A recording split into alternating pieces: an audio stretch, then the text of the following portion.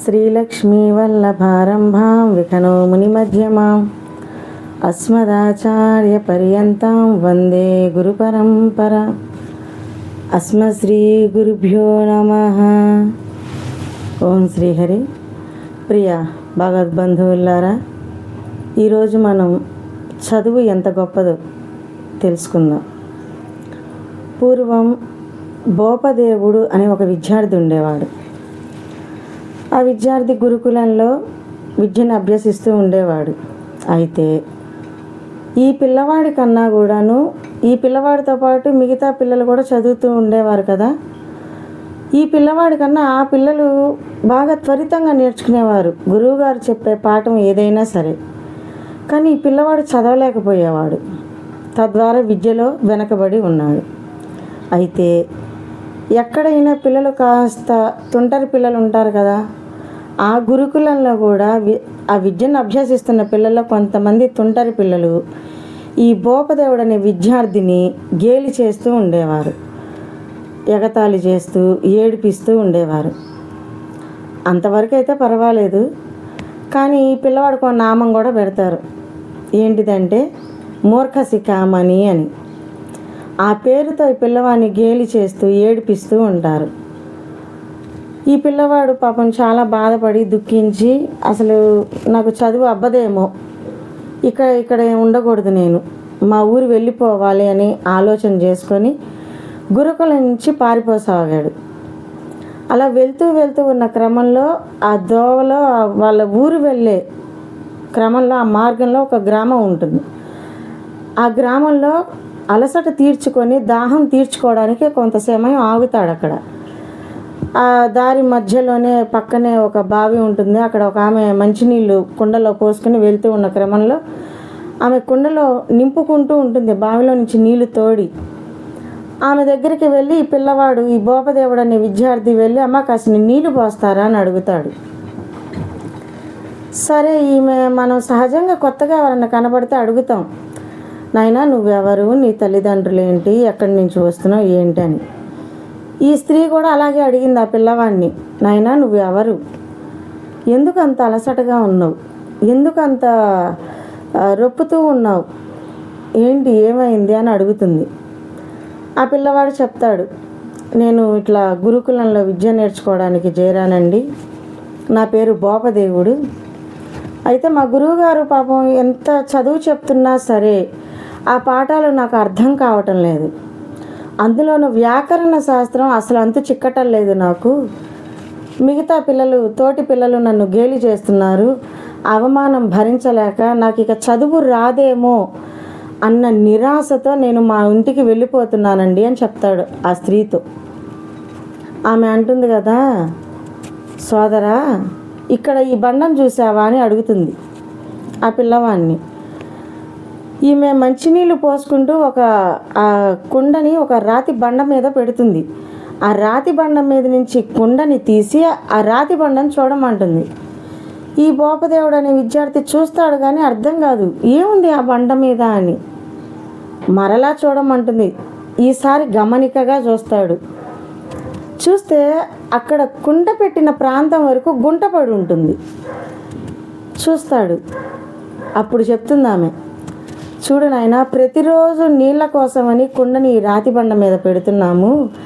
ఇలా రోజు పెడుతూ ఉండటం కారణం చేత ఈ రాతి బండ సైతం కుండ పెట్టే ప్రదేశం వరకు గుంట పడింది, చూసావా?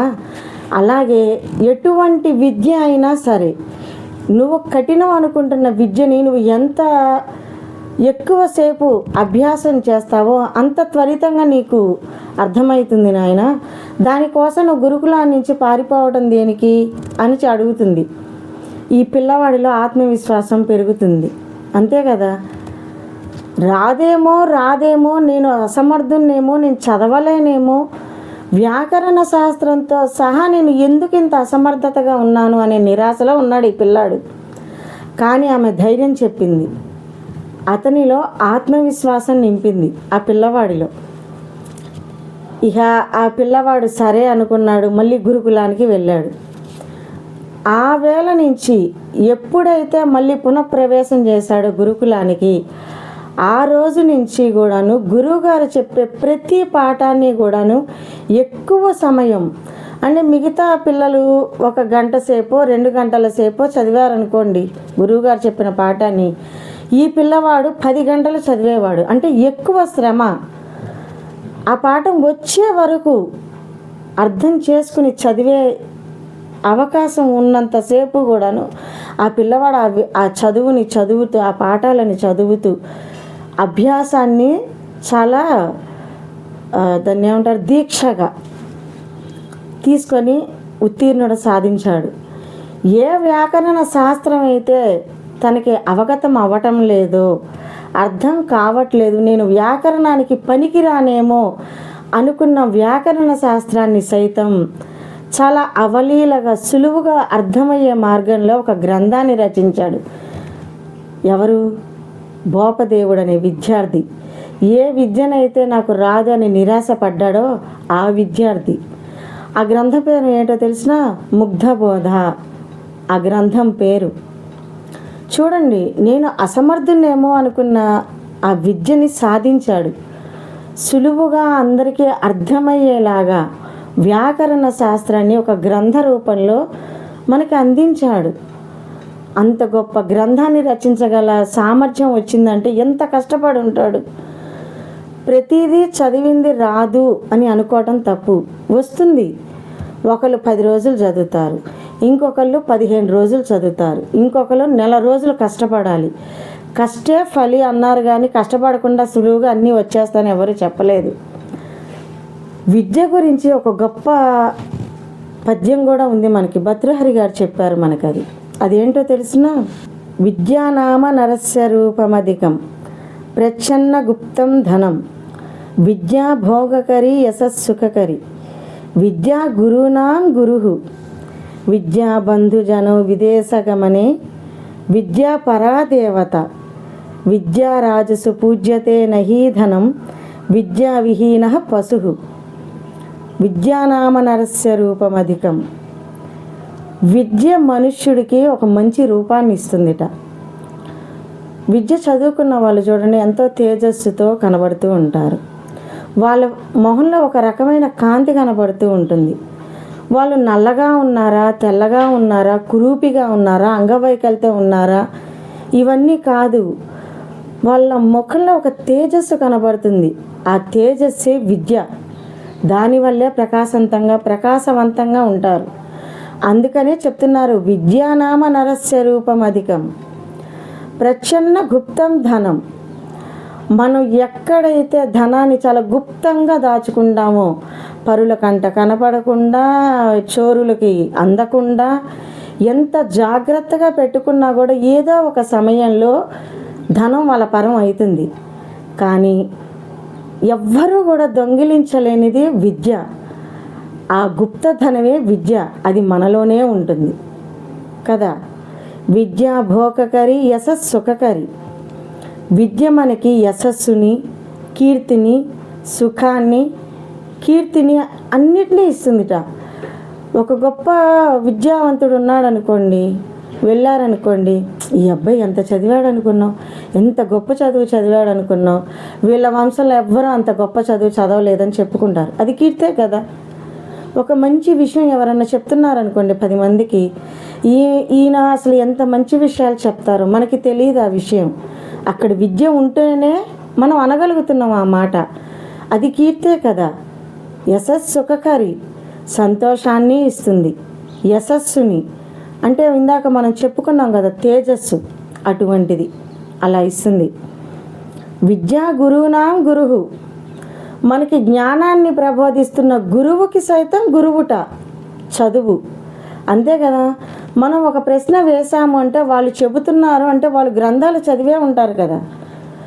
వాళ్ళు కూడా పుస్తకాలు తీసి చదివిన వారే, చదివారు కాబట్టే ఆ గుప్తధనం వాళ్ళ ఉన్నది కాబట్టే మనకి చాలా ప్రేమగా అనురాగంగా పంచుతున్నారు మనకి.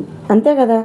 మనకి ఏదో ఒక సమస్య వచ్చింది, లేదు ఒక విషయం గురించి ఏదో మనం చాలా రూఢిగా తెలుసుకోవాలి, ఒక గురువు దగ్గరకో లేకపోతే ఒక జ్ఞానం ఉన్న వ్యక్తి దగ్గరకో వెళ్ళామనుకోండి, మనం ఎంత చిక్కుముడులతో ఆలోచనలతో వెళ్ళామో వాళ్ళు చాలా సునాయాసంగా ఆ ముడి విప్పి పంపించేస్తారు.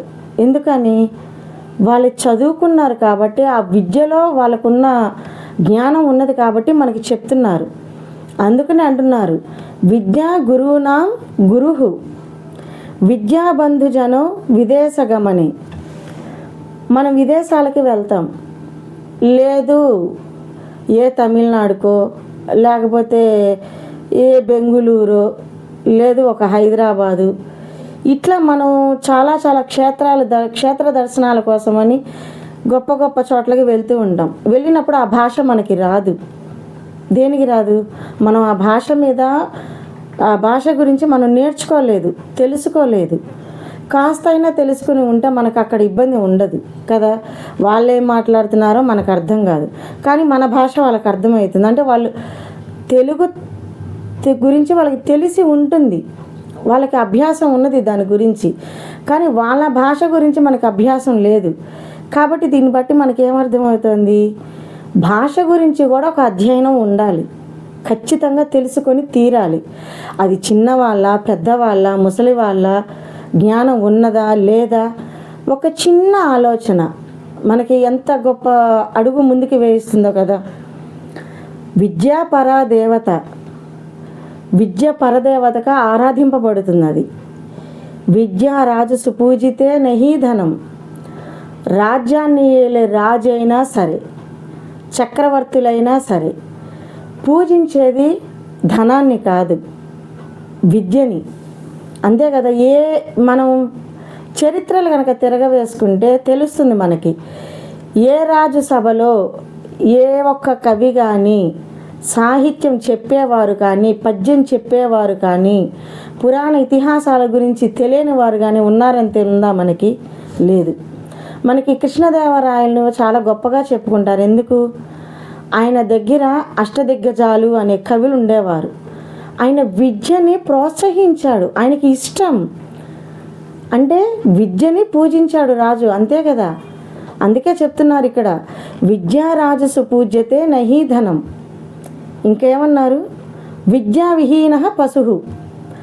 విద్య కనుక లేకపోతే ఆ మనుష్యుడు పశువుతో సమానంట. పశువుకి ఏం తెలుస్తుందండి? ఆకలిస్తే తింటుంది, నిద్ర వస్తే పడుకుంటుంది, ఏదైనా అడ్డం వస్తే తన్నుకుంటూ వెళ్ళిపోతుంది. అవగాహన ఉండదు దానికి, అవునా? మనం మనుషులం. మనకి భగవంతుడు ఇచ్చిన గొప్ప వరం ఏంటంటే ఆలోచించే శక్తి. ఆలోచన ద్వారా మనం ఏం చేస్తున్నాం? చేస్తే మన జీవితాన్ని నాశనం చేసుకుంటున్నాం, లేదు వృధా ప్రయత్నాలకి దాన్ని ఉపయోగిస్తున్నాం.